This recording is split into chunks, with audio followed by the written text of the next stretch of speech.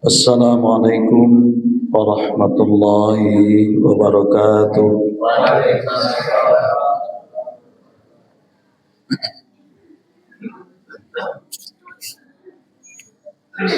Alhamdulillahilladzi hadana lihada wa ma kunna linahtadiya laula an hadana Allah. Ashhadu an la ilaha illallah wa ashhadu anna Muhammadar Rasulullah. Allahumma salli ala Muhammad wa ala alihi wa sahbihi ajma'in. A'udzu billahi minasy syaithanir rajim. Bismillahirrahmanirrahim. Ayyaman ma'dudat. Faman kana minkum maridan aw ala safarin fa'iddatun min ayyamin ukhra. Wa 'ala alladhina yutiqunahu fidyatun ta'amu miskin. Faman tatawwa'a khairan fahuwa khairun lahu wa an tasumu khairun lakum in kuntum ta'lamun.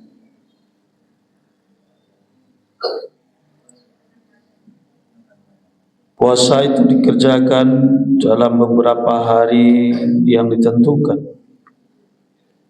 Maka siapa di antara kamu yang sakit atau dalam perjalanan lalu dia tidak berpuasa, maka wajib mengganti sebanyak hari yang ditinggalkan itu pada hari-hari lain. Dan bagi yang berat menjalankannya wajib membayar fidyah, yaitu memberi makan seorang miskin. Tapi siapa yang dengan kerelaan hati mengerjakan kebaikan, maka itu lebih baik baginya, dan puasamu itu lebih baik bagimu jika kamu mengetahui. Al-Quran surat Al-Baqarah ayat 184. Bapak-bapak, ibu-ibu, saudara-saudara, saudara-saudari, kaum muslimin dan muslimat, sidang jamaah subuh rahimakumullah. Marilah kita bersyukur kehadirat Allah Subhanahu wa taala atas segala rahmatnya kepada kita yang tidak pernah putus, tidak pernah berhenti, sekalipun kita sering berhenti mengingatnya. Karena itu mari kita bersyukur sebaik-baiknya, sebanyak-banyaknya, agar Allah semakin menyayangi kita. Selawat dan salam kita doakan kepada Allah untuk Nabi Muhammad sallallahu alaihi wasallam. Allahumma salli ala Muhammad wa ala alihi wa sahbihi ajma'in. Bapak-bapak dan ibu-ibu, pada pagi ini mari kita ambil pelajaran dari apa yang dilakukan oleh Rasulullah SAW di dalam sebuah hadis yang disampaikan oleh Abu Mas'ud, diriwayatkan oleh Imam Bukhari, dan itu ada kaitannya dengan ibadah puasa yang pada saat ini kita jalankan. Menurut penuturan Abu Mas'ud, ada seorang sahabat dari kalangan Ansar bernama Abu Shu'aib. Ja'a rajulun minal ansari yukna Aba Shu'aib. Jadi dia biasanya disebut Abu Shu'aib. Tidak dijelaskan siapa nama aslinya. Dia suatu ketika berkata kepada pembantunya, waqala li ghulamin lahu qassab. Yang pembantunya ini juga seorang qasab. Qasab itu artinya tukang jagal, kan? Tukang bantai kalau Jawa. Ij'al li ta'aman yakfi khamsatan. Sediakan untukku makanan yang cukup untuk 5 orang. Sadion 5 porsi. Fa inni uridu an ad'u an-nabiyya sallallahu alaihi wasallam khamsatin. Saya mau mengundang Nabi sallallahu alaihi wasallam 5 orang. Jadi Nabi dan 4 sahabatnya. Wa qad araftu fi wajhihil ju', karena saya mengetahui dari wajahnya bahwa dia sedang lapar. Dia baru bertamu dengan Nabi di luar tu. Sepertinya Nabi sedang kelaparan. Saya mengundang dia bersama 4 sahabat lain, khamsatin, berlima dengan Nabi. Fada'ahum, maka disampaikanlah undangan kepada Nabi dan 4 sahabat lainnya itu. Wahai Rasulullah, kami mengundangmu makan ke rumah bersama yang lain, barampek lain. Tak disebutkan siapa yang berempat itu. Mungkin Abu Bakar, atau juga Umar, atau juga Utsman, atau juga Ali, atau yang lain, wallahu a'lam. Jadi 5 orang. Wa jaa ma'ahum rajulun. Ketika kelimanya mau datang ke rumah Abu Shu'aib tadi itu, rupanya di tengah jalan membonceng seorang. Jadi nampak rombong ke pai berjalan kan. Ditanya, kemana? Tentu tak mungkin coba tutup kan. Kami ada perlu sebentar. Tidak. Tapi nyajalian, kami mau ke rumah Abu Shu'aib. Dia mau undang kami makan. Jadi kecenan seorang, aku itu pailung bocek. Kan, jadi membonceng lah yang tadi kan, kau pergi makan kau. Pergi bocek. Itu tidak mungkin dilarang oleh Nabi kan, dan kawan-kawan. Ya sudah, pergi mereka berenam.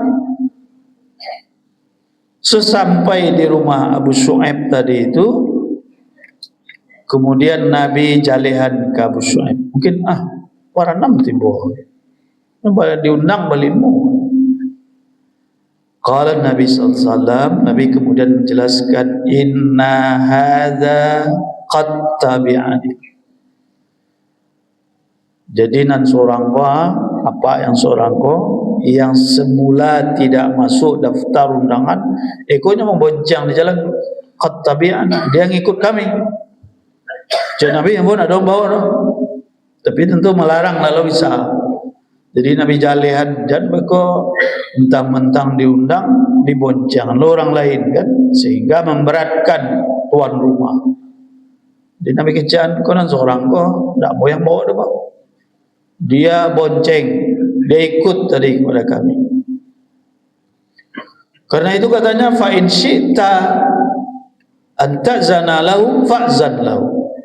Jika kamu ingin mengizinkan dia ikut makan juga, izinkanlah biar dia ikut makan sama kita, berenam kita makan. Wa in syi'ta ayarji'a faraja'a. Tapi kalau engkau inginkan dia pulang, mungkin kerana nantasa dia cuma 5 porsi misalnya kan, cukup untuk kami saja, kok tak sampai, suruhlah dia pulang. Dia harus pulang, tak boleh dia tanggung, ada model itu. Tapi kata Abu Shu'aib, Qala la, saya tidak ingin menyuruh dia pulang. Bal qad azintu lahu, saya sudah izinkan dia. Masuklah satunya. Akhirnya baru mereka berenam masuk situ dan makan sebagaimana undang Abu Syaib dan pulang. Bapak dan ibu-ibu, kita mau ambil pelajaran dari hadis ini berkaitan dengan ibadah puasa. Hadis ini menunjukkan bahwa Nabi itu pernah sangat lapar, malahan sering itu perutnya ini kosong, kelaparan. Tentu saja bukan semata-mata karena Nabi tidak punya makanan, tidak donasi tentu. Nabi itu saja mendoakan orang lain bisa nyusak kayu-kayu. Masa dia tidak bisa minta itu kepada Allah? Dan ini bagian dari pilihan Nabi. Dan dia ingin mengajarkan kepada kita bahwa tidak semestinya seseorang itu mempaturi bana parui itu. Karena dulu orang itu malah mungkin banyak nan penting kanyang pun nomor satu dulu. Sudah itu kok ke parang orang parang lalai. Pernah terang sama dia tuh. Emangnya orang kanyang tuh kue nyokar jo. Kalau lah kanyang paroi, mengalai-ngalai suntal. Lama menyanda, apa sekte apa hilang. Jadi tidak sesuai itu dengan yang diajarkan oleh Nabi. Malah ada yang entah bagarah, entah apa, tapi banyak yang pakai itu. Dia bantu gara-gara daripada bacakak di galang-galang, apa semuanya? Biar bacakak dia orang. Tulis sesuai di agama kita tu. Tidak. Daripada bercakap di galang-galang kan, daripada awak kelaparan, ancak ambil sepunya orang tu kok berang sudah tu berang, dia cakap ada orang. Ini sesuai dengan agama kita tu. Tidak. Kan tidak sedikit juga orang yang pedomannya tu pantun-pantun, tak dari bahasa pantun tu nak jalan. Pedomannya kata-kata mutiara, ana tulis orang ancak di WA atau pedoman. Tidak begitu. Boleh diambil itu, tapi cocokkan dulu, cek dulu, tes dulu, lain sesuai dengan Al-Quran tidak. Masa asa paru ya kenyang, kok kaberang orang berang lah kan tak sesuai. Jadi Nabi ingin perlihatkan, ingin ajarkan di sini setidak-tidaknya paru itu jangan kamuko, paru itu kamuko ya. Maksudnya jangan jadi hajat utama mana paru itu, yang pokok paru kanyang. Yang penting kanyang dulu kan. Padahal tak seketik orang yang menderita gara-gara kanyang. Ibu-ibu, mana banyak kini orang sakit dek karena banyak makan, berlebih makan daripada sakit karena kurang makan. Iko apa ko busung lapar lah 3 hari nak makan, pokoknya sakit. Mana banyak dari apa ko lah berlebih-lebih makan iko. Ketika kita baru ke dokter kan, kerja dokter, Pak kurangan gua dibati gua nak boleh. Kan itu menandakan bahwa bagian itu lah berlebih-lebih, tak tertarimo di tubuh itu, sehingga jadi penyakit. Jadi Nabi mengajarkan kita untuk proporsional kerja orang ini. Seberapa perlunya memperlakukan perut ini. Kan di Ramadan dibuktikan. Ada orang nak makan sahurnya 2 piring sekona. Tabu-tabu sampai 3 bagai. Ada. Kepayahannya puasa dia pokoknya. Paru itu tak mau nak saburuk parangai nak dari pangana gitu. Betul lupa buku kan? Buku ya, tak perlu banyak-banyak. Itu adalah sanang deparu ya. Itu yang pertama ya. Dalam puasa ini kita berlatih perut itu perlu diisi secukupnya, adolo masuk istirahatnya. Malah kecil Nabi, nahnu qaumun la na'kulu illal ju' wa idza akalna la nashba. Kami ko orang-orang yang kalau makan itu setelah lapar.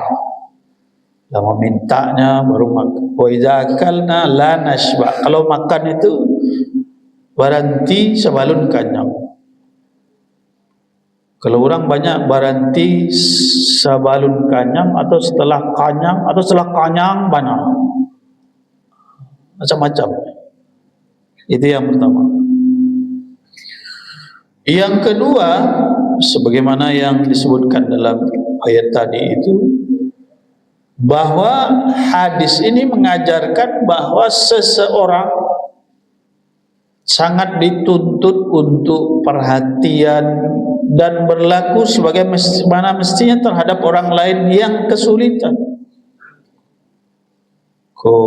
Nabi perlu diagi makan, perlu ditolong, ditolong. Sebagaimana dalam ibadah puasa itu salah satu sasarannya kita menjadi alui perasaan gitu, sensitif gitu terhadap orang miskin. Puasa tak boleh indah aja Tuhan kan. Ayyamam ma'dudat. Kalau sakit, kalau dalam perjalanan sulit berpuasa, ganti dari lain. Wa 'alal ladzina yutiqunahu fidyatun ta'am miskin. Kalau nak taluk lai puasa karena halangan tetap, keluarkan fidyah bagi ke orang miskin. Dia ada kaitannya dengan orang miskin. Dan yang tidak kalah pelajarannya dari hadis ini, Nabi juga mengajarkan kepada orang yang ditolong bagaimana dia seharusnya bersikap. Yang agak menonjol di hadis tadi itu begitu. Ketika Nabi diajak makan kan membonceng orang di jalehan kan konan seorang pun tak boleh yang bawa. Karena kadang-kadang orang yang ditolong itu tak tahu loh cara berlaku terhadap orang yang menolong. Kemana ke Jakarta atau kemana ke Bukit Tinggi, numpang bocek bagi situ loh. Ayolah, lihat dua bangku nak mungkin tempangan lebih bisa tu. Alah tiba betul, kiranya bawa adiknya. Dia adiknya kan ada lelaki je. Buat tiga jadinya mah. Padahal awalnya numpang cik, kan? Numpang cik. Jadilah ditolong, kemudian berlebih-lebih loh. Dan itu kami kan diundang balimo ke Nabi kan. Kami lah datang balimo. Konan seorang nak kami yang bawa doang. Maka kami kembalikan kepada engkau, in syi'ta anta'zana lahu fa'zan lahu. Kalau bolehnya satu, izinkanlah. Tak boleh nang bawa ke Nabi kan. Menumpang cik kan, kemudian dibawa lah tu siapa tu lagi. Sehingga lah bangku cik tinggal. Nyoba tiga pacar. Tak nyoba kecil tadi batigo.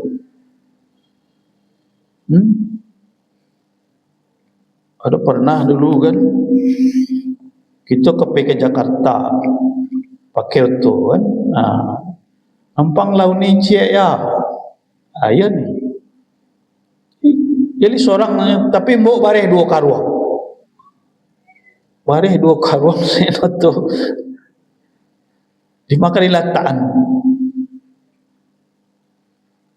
Jadi Nabi juga mengajarkan tentang akhlak, ada etika orang yang dibantu itu. Jangan kecil orang kini tak tahu lo je keadaan, tak tahu lo je diri, tak tahu diri itu kan kasar gitu. Mintalah kayu lebih-lebih ke untuk ke batana. Kira nak rancak-rancak di bawah lo. ambil lah tu yo mang tak pakai tu tapi kalau lepisan dia bawa lo nan. Ini yang membuat seringkali orang yang membantu itu ngeri itu, memikir balik. Ambo lihat do yang kamu tangan seminggu kecilnya lagi bisa, tapi nyocok seminggu tu kecilnya sebulan lu nado mengamal. Lebih 2 bulan aku payah lo meminta piti kepadanya daripada inyo cameh nak bayar hutang. Itu kan tak mau jadi, itu susah jadi orang bantu atau bisa orang bantu tak, akhirnya tak jadi dibantu orang. Jadi terjadinya tolong menolong itu ada kesadaran kewajiban dari yang berlebih untuk menolong dan kesadaran bersikap sebagaimana mestinya dari yang ditolong. Ayolah lah ditolong awak, lah dipinjamannya pitinya seminggu, diusahawan bana seminggu ko balik piti. Dia teh usaha kareh maksimal tu untuk coba sabalun tu tamu yang deh Pak, makan berjanji seminggu ulang usaha tak bisa, minta waktu tu boleh bah. Ikut jangan membayar, jangan membana, cuma hilang selesai tu kan. Ada wasu-wasu, di telepon hanya jauh, di WA tak ada informasi. Lapai situ. Ini bagian dari ketidakbenaran sikap orang yang dibantu, dan ini juga yang membuat macet tolong menolong di sebagian gitu. Awak li nak menolong lah ibu adanya, tapi nyo nak lo agak-agak awak kan ada. Nah, itu. Dan ini yang diajarkan oleh Nabi. Di balian kamu kawalian, terserah engkau lah. Mau diizinkan dia tu wenang kau. Mau indah itu wenang kau. Jadi diagih rasul orang yang lah berbuat baik itu, agarnya tidak merasa diperlakukan sewenang-wenang. Keceknya seorang tadi, tapi buat 3, sehingga anak ada pelo tempat duduk dari kan tak lama. Bisa-bisa kemudian kan menumpangnya, anda bisa. Jadi terhalang jadinya orang berbuat baik berikutnya, atau yang lebih parah lagi dia tidak dapat lagi pertolongan untuk masa-masa berikut. Saling tahu posisi dalam tolong-menolong. Terakhir dalam hadis ini juga diajarkan bahwa nikmat Allah itu lawe, banyak, mencukupkan. Makan 5 orang bisa dimakan bar-6 orang. Malah kecil Nabi makan bar-2 itu bisa cukup untuk bar-3 itu. Makan bar-3 itu bisa cukup untuk bar-4. Pada sebagian kan tak balik, makanan bar-3 itu nyuapin seorang, sehingga kawannya tak dapat. Orang dapat cia jatah seorangnya 2, nya 3 kan. Itu kemudian yang membuat dan di dalam tu nak lo menerima, akhirnya menjadi hal yang buruk bagi dia.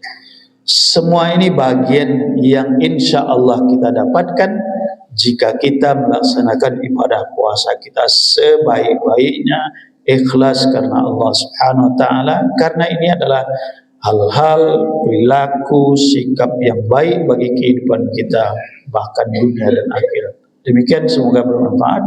Billahi taufiq wal hidayah. Assalamualaikum warahmatullahi wabarakatuh.